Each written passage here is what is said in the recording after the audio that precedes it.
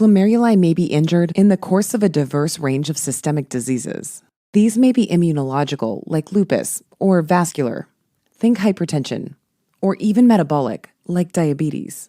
These are dubbed secondary glomerular diseases, systemic syndromes that also affect the delicate glomerulus. However, we'll also be covering a whole slew of primary glomerular diseases, many of which involve some kind of immune-mediated injury directly to the glomerular architecture.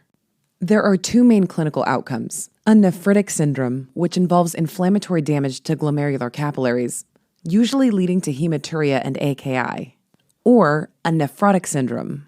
Instead of inflammatory damage, what we're dealing with here is some kind of initial injury to the glomerular basement membrane and associated podocyte, leading to a loss of the selectively permeable membrane. As a result, all kinds of molecules start to leak through. Proteins, lipids, Englishmen. The Kingdom of Scotland and the Kingdom of England are at war. The First War of the Scottish Independence erupted in 1296 when the English invaded the lands to the north. Edward I brutally sacked the city of Berwick, and in August of that same year, Scotland was subdued. That is, until William Wallace and his badass band of Scottish nobles revolted in early 1297. Sir Wallace forced King Edward's hand, and forces were sent to deal with the Scots. You know, this whole scene kind of looks like a glomerulus if you squint your eyes a little and turn your head. Yeah, like that. For the most part, there are 4 layers we have to cross before we can get from the lumen of the glomerular capillaries all the way to the inside of Bowman's capsule, or Bowman's space. This is going from left to right, blood to urine. First things first, gotta get out of the capillary. The glomerular capillary is represented by these circular arrangements of shields, inside of which an English knight or two will be lurking, preparing for their next attack. Notice that there are some spaces between the shields. Those are the spaces between the endothelial cells of the capillary. That means it's fenestrated. Once we get past the endothelium, we immediately hit Hadrian's wall. That's the glomerular basement membrane. It's thick, it's electron dense, and it's made up of collagen, laminins, and several other glycoproteins. If we had advanced towards the center of the glomerulus instead, then we would have set foot in the mesangium. The mesangium surrounds the capillaries and provides structural support. Think of it as the field surrounding those shield formations, where the support troops stand at the ready. All right, back to the wall. What? Have I been across the wall? Pfft, of course I have. Pfft. Once, like a quick peek. And if we're going to scale the wall, we're going to need one of these. It's a little cation. You see, the basement membrane is negatively charged, so it's normally impermeable to large negatively charged molecules like albumin. And once we cross the wall, there are ever-watchful foot soldiers lining the other side. These are the podocytes. They have foot processes that are adherent to the basement membrane. Between the foot processes are filtration slits, which provide yet another layer of selective permeability. If, and I mean if, we make it through those slits, that's Scottish territory. Think of it like Bowman's space where the filtrate ends up. Careful though, I hear they have this knight. He's their leader. William Wallace, like 7 feet tall, wields a broadsword the size of an adolescent giraffe. It's terrifying, you'll see. There are numerous causes of glomerular injury, and on the battlefield today, we're going to focus on a specific subset of these disorders which cause what's called the nephrotic syndrome. As we'll soon see, there's going to be massive amounts of protein and lipids leaking through and making it all the way to the urine. So this is going to first require some alterations to that selectively permeable basement membrane podocyte combo. Take a look. The English are mounting an attack. In nephrotic syndrome, the basement membrane can be structurally and chemically altered, thus losing its negative charge. That podocyte foot soldier, though, is the main target of injury. They undergo structural changes, including foot process effacement. You see that scared face? It's just a special word for the foot processes shortening or thinning. It sort of looks like they're cowering up against that basement membrane. This process also involves slit diaphragm disruption and even podocyte depletion. Though it's not completely understood why these structural derangements occur, numerous cytokines have been implicated. And it's sketchy, cytokines mean cytocoins, strewn on the ground in the melee. What we do know is that inflammation and neutrophil damage do not play a large role here. This is the mechanism of glomerular injury that underlies the nephritic syndromes featured in the next video. The loss of the selectively permeable membrane allows for all kinds of molecules to leak through. This is the hallmark finding in nephrotic syndrome. Regardless of the specific underlying pathology, nephrotic syndrome is, instead, defined clinically. Nephrotic syndrome is characterized by a marked proteinuria. In adults, that means at least 3.5 grams of protein lost in the urine each day. Just look at this poor Scottish peasant here, fleeing with his meat cart down the Bowman's capsule. With long-standing or severe proteinuria, serum albumin levels decrease as more and more is lost in the urine. At Sketchy, decreased serum albumin is symbolized by photos falling from an album. Though this is the 1300s, so those are probably lithographs? Notice, too, that the photos are falling directly into Bowman's space to emphasize excessive urinary loss of albumin. That's hyperalbuminuria with resultant hypoalbuminemia. Low serum levels of albumin leads to a decreased plasma oncotic pressure.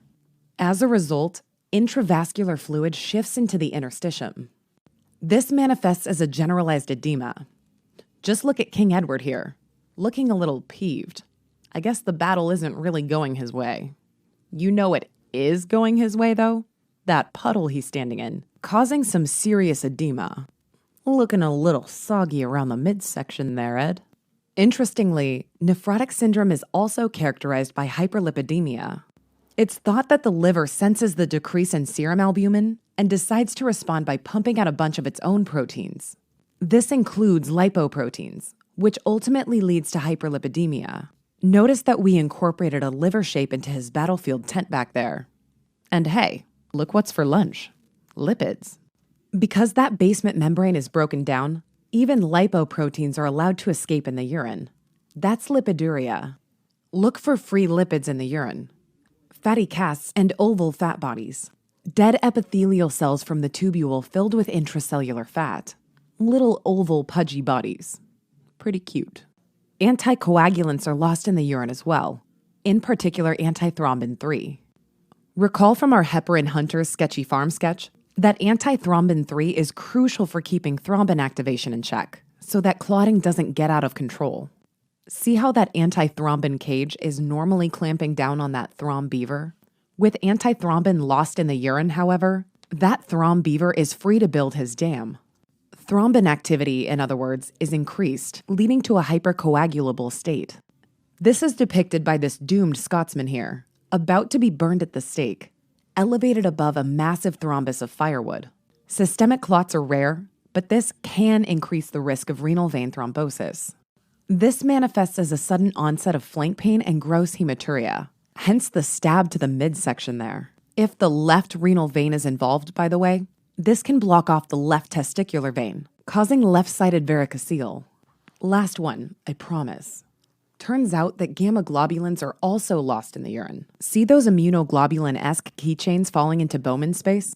This leads to hypogammaglobulinemia, which predisposes your patient to encapsulated bacterial infections. All right, because of all these proteins leaking out in the urine, patients may report that their urine is frothy, really kicking up the froth there. So, in summary, increased basement membrane permeability leads to proteinuria, albuminuria, lipiduria, antithrombin 3, urea. You get the picture. Also, decreased oncotic pressure leads to generalized edema, embodied by soggy King Edward. For each pathology, we're going to focus on 4 things: where in the glomerulus it's happening, what the most likely causes are, what it looks like on microscopy, and if it responds to steroids. And now for the moment of truth. As the battle unfolds, we'll quickly run through a few of the more common underlying pathologies that cause nephrotic syndrome. First up, minimal change disease, which accounts for 90% of cases of nephrotic syndrome in children under 10. They're too young to fight at the wall. Oh, looks like they didn't meet the height requirement. Minimum height requirement for minimal change disease. It's called minimal because when you look at the glomerulus under light microscopy, it can actually look pretty normal. Plus, under immunofluorescence, That's how we're going to look for immune complex deposition, by the way. You don't see anything there either. Isn't that great? No wonder they're smiling. Notice which side of the wall we're on, by the way. The side with the podocytes. You see how those two fledgling foot soldiers cling to each other? Let this remind you not only of podocyte effacement, but also podocyte fusion. These changes are seen diffusely on electron microscopy. Interestingly, nephrotic syndrome commonly develops several weeks after an upper respiratory infection, allergic reaction, insect sting, or immunization. Some kind of trigger. The clinical scenario on the exam involves a 10-year-old kid who experienced flu-like symptoms 2 weeks ago and is now presenting with gradual onset of generalized edema. If you check his urine, expect to see proteinuria. Check the blood, and you'll see hypoalbuminemia. The classic nephrotic syndrome, right? Well, it turns out that the protein loss seen in minimal change disease is actually a bit different. For some unknown reason, these patients tend to selectively lose albumin in the urine and not many other proteins. To emphasize this selective albuminuria, we've added a few more of those falling family album photos into the Bowman space next to the kids. Losing that negative charge on the glomerular basement membrane was definitely an important first step, allowing for a bulky, negatively charged protein like albumin to head straight to the urine. Luckily, 90% of patients will respond to a short course of corticosteroid therapy. Remember that chronic glucocorticoid use can cause a Cushingoid picture with moon faces, which is why our recurring symbol for glucocorticoid therapy is that eerie moon face. This time on the shield this mom uses to guard her sons. Kidney function remains normal throughout the course of this disease, by the way. Yay! Another reason they're smiling. Next up, focal segmental glomerulosclerosis, one of the most common causes of nephrotic syndrome in adults. It's all in the name, by the way. See the two-pronged attack William Wallace is planning here? It's focal, as in affecting some but not all glomeruli in the kidney. And then, bam, he follows it up with a segmental sneak attack. This means that only segments of the glomerulus are involved. The other key feature here is sclerosis, which is embodied by the scaly sclerotic snake banner. Sclerosis means you're going to find obliterated capillaries with hyaline deposition under light microscopy. Remember, only one part of the glomerulus is going to look sclerosed, not the whole thing. It's segmental. We even made the sclerotic snake segmented.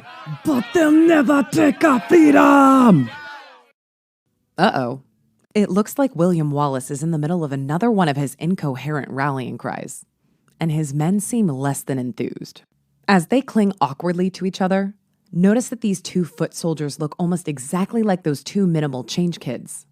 That's because under electron microscopy, you'll see diffuse fusion of the podocyte foot processes, very similar to that seen in minimal change disease. So it's important to distinguish the two, especially in children. One clue is that in FSGS, proteinuria is non-selective. Recall that in minimal change disease, proteinuria is selective for albumin. Also, patients with FSGS have a poor response to steroid therapy. As opposed to the mostly benign course of minimal change disease, at least 50% of patients with FSGS will develop end-stage kidney disease within 10 years. Let these two chronically scarred and shrunken kidney paperweights remind you of end-stage disease. So what causes FSGS anyways? Well, FSGS is usually secondary to another condition. In fact, almost anything that causes kidney or glomerular injury can cause secondary FSGS. A viral infection like HIV or hepatitis, heroin abuse, diabetes, hypertension, vasculitis, sickle cell disease, the list goes on. And on to the next cause of nephrotic syndrome, diabetic nephropathy. At Sketchy, our recurring symbol for diabetic nephropathy is a chronically glycosylated kidney-shaped lollipop, like the ones being brandished here. One of the most important glomerular lesions early in the course of diabetes is glomerular basement membrane thickening. A factor thought to play a role here is non-enzymatic glycosylation. Glucose floats around in your serum and decides to latch on inappropriately to amino acid structures. Just take a look at the basement membrane here. After the last candy onslaught, see how glycosylated and thickened it is? Later on in the course of the disease, the glomerulus develops what's called nodular glomerulosclerosis. It's called nodular because under light microscopy, You'll see big round deposits of laminated mesangial matrix sitting alongside the glomerular capillaries. In other words, you'll see a big round pink blob in the glomerulus, kind of like this big pink world candy projectile in the mesangial field, just outside the circle of Shields there. This is also called a Kimmel-Steele-Wilson lesion and is pretty much pathognomonic of diabetes. And it's not nodular glomerulosclerosis without sclerosis, embodied by yet another scaly sclerotic snake banner. As diabetes progresses, sclerosis starts to take over the glomerular capillaries. Under light microscopy, this shows up as obliterated capillaries with hyaline deposition. Nodular glomerulosclerosis is present in over 15% of patients with chronic diabetes and is a major contributor to morbidity and mortality. Check out our diabetes video later in the course for a more in-depth look at the micro and macrovascular changes seen in the setting of long-term diabetes. For now, seriously, just look for that big pink spot. You can't miss it. Another common cause of nephrotic syndrome in adults, especially non-diabetics, is membranous glomerulopathy. What do they mean by membranous? Well, under light microscopy, we see diffuse thickening of the glomerular basement membrane. And that's about it. No pink nodules, no cells infiltrating.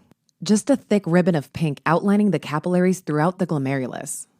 The diffusely thickened basement membrane is depicted here by this overzealous knight's diffusely membranous cape, completely enveloping the glomerular wall. It's just excessively membranous, really. It's on electron microscopy that things start to get interesting. In the majority of cases, membranous nephropathy is caused by autoantibodies directed against the phospholipase A2 receptor on podocytes. And it looks like the English are finally making their move. As this archer impales an unsuspecting foot soldier in the back with a few well-timed antibody arrows, notice where they're collecting. It's in between the glomerular basement membrane and the podocytes. The podocytes are comprised of epithelium. That makes these antibody arrows subepithelial deposits. On electron microscopy, these subepithelial deposits have a distinctive spike and dome pattern. This is caused by spike-like projections of the basement membrane reaching out and engulfing domes of the subepithelial immune deposits. It's kind of like these arms here, reaching out from Hadrian's Wall to grab those deposited arrows and bring them inside. What? Hey, you guys, we can just use the door. Way easier. Over time, the basement membrane gets thicker and thicker as more domes of immune deposits get absorbed. To emphasize spike and dome even further, let's give our archer a pretty intimidating domed helmet covered in spikes. That cape, though, so long and membranous. For some mysterious reason, membranous nephropathy can also occur secondary to a bunch of chronic systemic conditions. It could be a solid tumor, such as lung, breast, prostate, or colon cancer. It could be a chronic viral infection, like Hep B or Hep C. It could be a drug reaction to something like penicillamine or NSAIDs. The antigen isn't on the podocyte this time. There's some other chronic antigen that your body's being exposed to, and you end up with similar subepithelial immune deposits with that same spike and dome pattern on electron microscopy. So, yeah, it can be caused by any chronic something.